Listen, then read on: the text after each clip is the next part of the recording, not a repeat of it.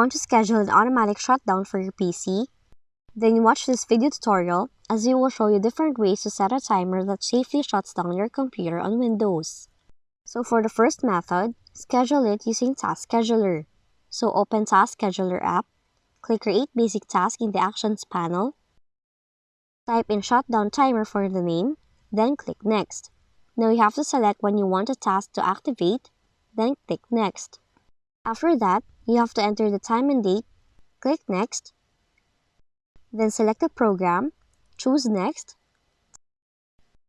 type the path into the Programs and Script box, and the location should be looking like this. Type in the following for the Add Arguments field, then click Next. Now you have to review your shutdown task, and then click Finish.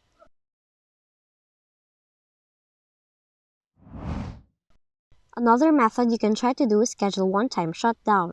Do it by opening Command Prompt with admin rights. Type in the following.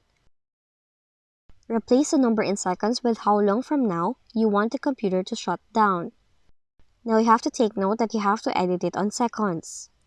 For example, if you want the computer to turn off in 30 minutes, you will have to type in the following, then press Enter.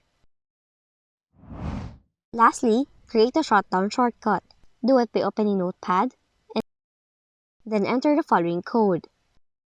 Now this script will constantly check the time, and when 11:30 rolls around, this will shut down the computer after a 60-second grace period.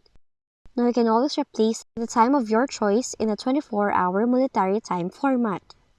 You can also change the time of this depending on your schedule. Then once done, save this file, then put the extension .bat in the file name, then save the file.